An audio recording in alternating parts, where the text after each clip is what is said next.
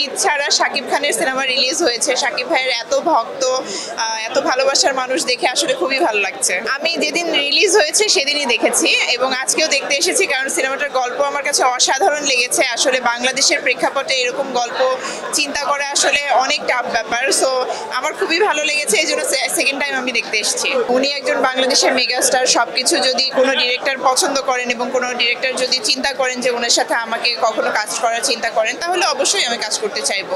আমি আসলে যাদের সাথে কাজ করেছি সবাই অনেক ভালো ছিলেন, যেমন ডিপজল ভাই, জায়েদ ভাই, আমি সবার সাথেই কাজ করেছি। সুমিত সেনগুপ্ত, আমি কাজ করেছি আনিসুর রহমান মিলন ভাইয়ের সাথে। সবাই আমার আসলে অনেক ভালো সাপোর্ট দিয়েছেন, হেল্প করেছেন। সবাই অনেক ভালো কো-আর্টিস্ট ছিলেন, তো সবাই ভালো। এত ভালো কাজ করছেন, বিদেশি নায়িকা হোক আর দেশি নায়িকা হোক, উনি ভালো ভালো কাজ করছেন, ভালো ভালো গল্প আমাদেরকে উপহার দিচ্ছেন। আমাদের সেই জায়গা থেকে গর্ব হওয়া উচিত এবং আমরা প্রাউড ফিল করি যে আমরা এত বড় একজন স্টার আমাদের দেশে পেয়েছি।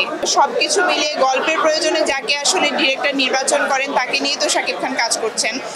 গল্পের প্রয়োজনে যদি কখনো আমাকে চিন্তা করেন, হয়তো আমিও কাজ করতে পারবো।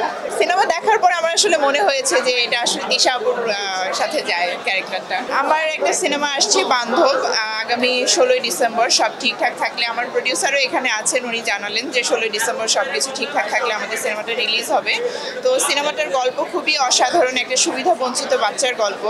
একটা জন্ম পরিচয়হীন বাচ্চা কিভাবে বেড়ে ওঠে, কিভাবে তার জীবন চলে, এবং সব কিছু মিলিয়ে গল্পটা ফুটিয়ে উঠেছে। এবং আমি বলবো যে খুবই চ্যালেঞ্জিং একটা কাজ ছিল, এটা খুবই কষ্টের কাজ ছিল।